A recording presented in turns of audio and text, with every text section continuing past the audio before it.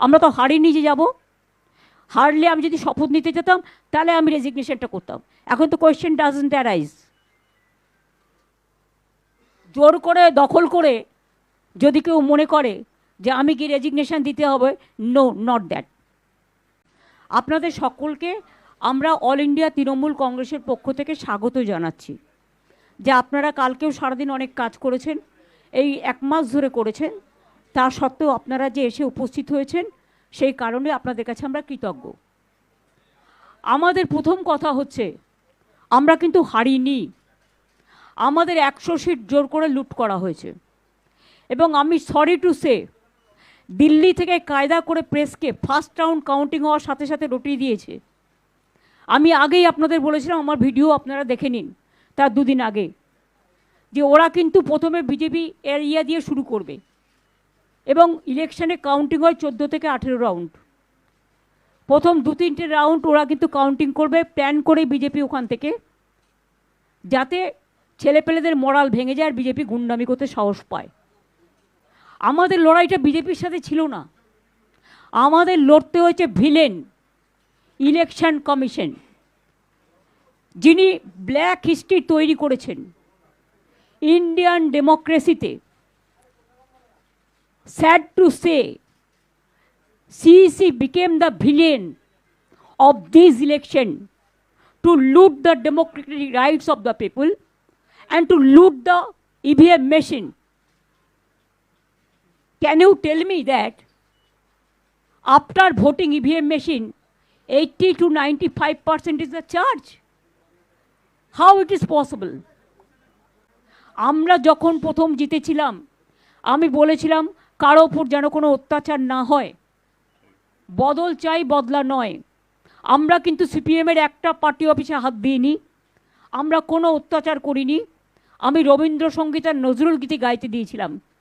আর 3 দিন ধরে বিজেপি যে অত্যাচার করছে, সিআরপিএফ এটা জওয়ানস বাহিনী না গুণ বাহিনী? আমি আমার নিজের কনস্টিটিউয়েন্সিতে দেখেছি, আমার অভিজ্ঞতা 100 জনকে মেরে তাড়িয়েছে যারা জিতছিল।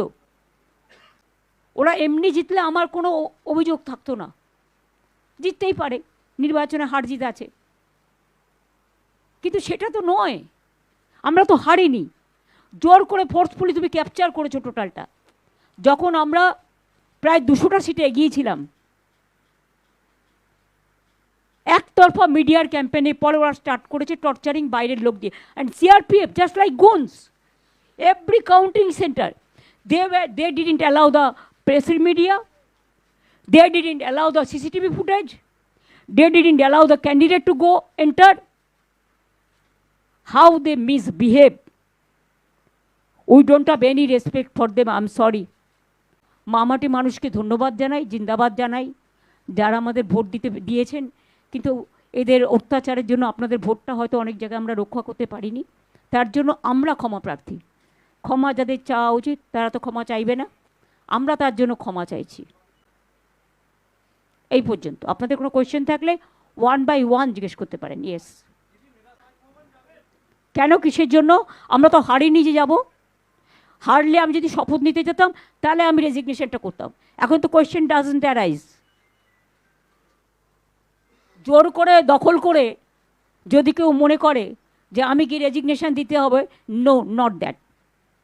Now also I want to say that we didn't lose the election. It is their forceful attempt to defeat us. Officially they may, through election commission, can defeat us. But morally I am telling you that we won the election. শুনুন, রাজনীতিতে অমিত শাহ বলেছিলেন সবাইকে দড়িতে করে ঝুলিয়ে পেটানো হবে। আগে তাকে জিজ্ঞেস করুন, তারপরে অভিষেক ব্যানার্জি উত্তর দেবে। আর প্রেসটা আমি করছি, অভিষেক ব্যানার্জি করছে না।